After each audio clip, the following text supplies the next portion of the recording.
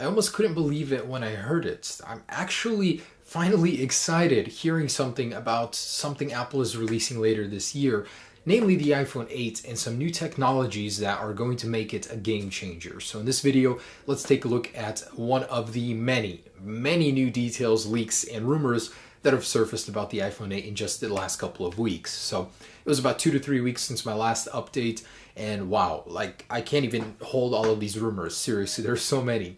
Most recent one is a battery rumor. Something I think all of you guys will appreciate because it seems like no matter what Apple does, the battery life just isn't getting better on their iPhones. It's partly to blame because of the technology. It's at a standstill.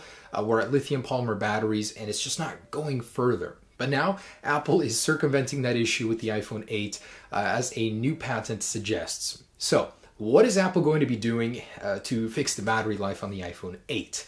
So Ming-Chi Kuo, this guy that has been reliably saying a lot of good things about iPhones in the past, Apple rumors and leaks that have been coming true, is saying that Apple is switching to a stacked logic board layout. Now this excites me because Apple is all about improving efficiency, and this is exactly what Apple is all about, making more room inside of the iPhone shell where there just isn't any. So what they're doing is basically taking the logic board, which is a flat piece like this, and they're stacking it. So this way they're creating more room inside of the footprint of the iPhone 8 in this matter, to put a battery. So we're going to be seeing an L-shaped battery in there for the first time ever on an iPhone, not a rectangular battery, but an L-shaped. So Apple's dropping the L's with the iPhone 8. Now the reason this is such a big deal is because the iPhone 8 itself is going to be shrinking. The footprint of the phone is getting smaller despite an increase in the size of the display. So this creates a problem, less room for battery life. And with this little workaround,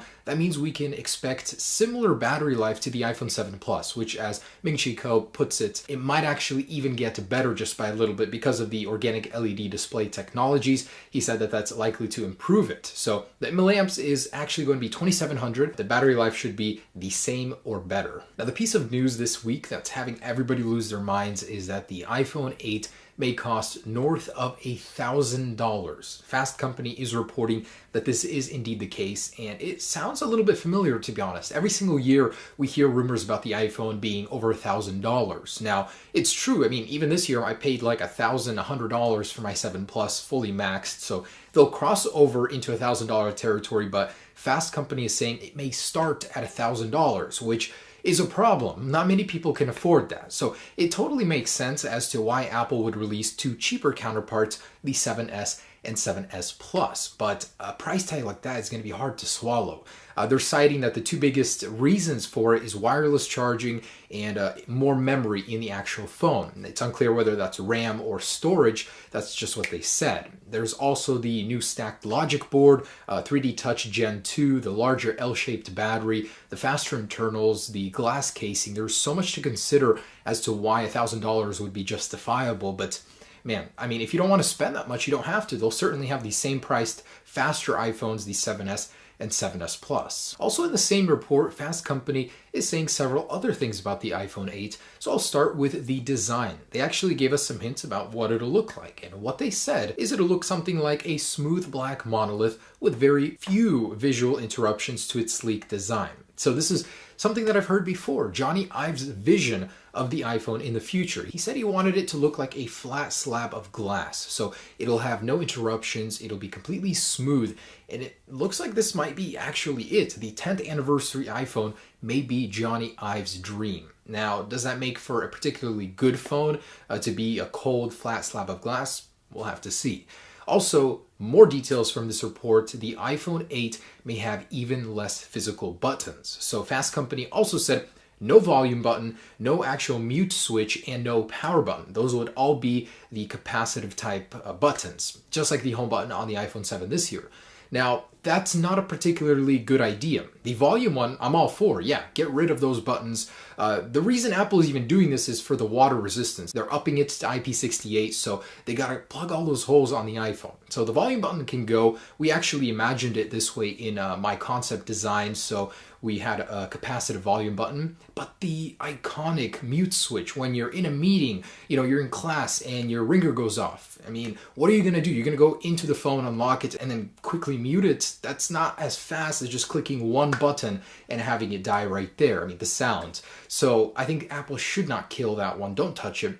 And the power button, I mean, I'm for having a capacitive one, but how? How will it work? What if your phone is in a state where you have to hard reset it? How are you going to do that without a physical button? So either they're not right or Apple is going to have some solution for it, but I just don't see that one happening, the power button. A piece of news that just surfaced that's actually very interesting and hints at the future is Apple just joined the consortium of QI standards. So the association that brings us wireless charging to almost every phone, every area we see it in, Apple is part of 213 members of this whole association now. So that doesn't necessarily mean they will bring wireless charging just because of this, but it certainly helps for Apple to be part of that. So actual survey conducted said that 90% of people considering phones wanted to have wireless charging. You know, it's a smart step for Apple to go in to bring wireless charging in.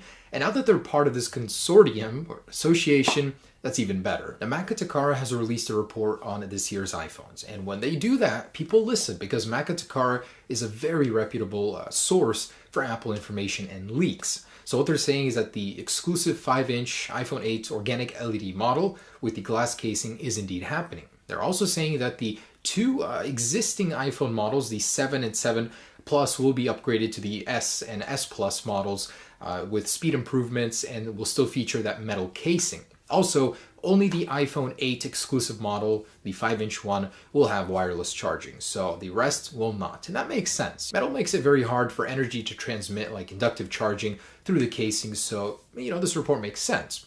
So for my next point, I wanted to say that wireless charging will happen on all three models.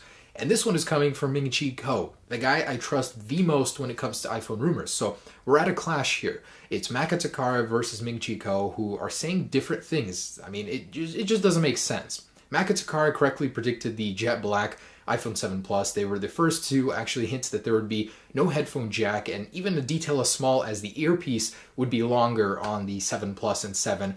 They got right. And Ming-Chi Kuo has been doing this for years and years and years. He has about an 85% success rate. So this one is very interesting. When two very reputable people or sources are saying opposing things, who knows which one will be correct. But I'm leaning with Maca Takara just because I don't think Apple would put wireless charging an exclusive feature on all the phones, especially a budget one. Also in the same report, it's detailed that the iPhone 8 will be hotter. So because of wireless charging, the phone will run at a hotter temperature. This creates an issue with 3D Touch. 3D Touch can't function very well when the phone is hotter. So Apple actually had to create a new layer, a graphite layer in 3D Touch, which is Gen 2, by the way, to fix this. That alone is $5 production value of the iPhone. So if you're wondering why you're going to be paying for $1,000, those $5 can be blamed on wireless charging as a side effect. Also in the same report from Maca Takara, some very disturbing details. Maca Takara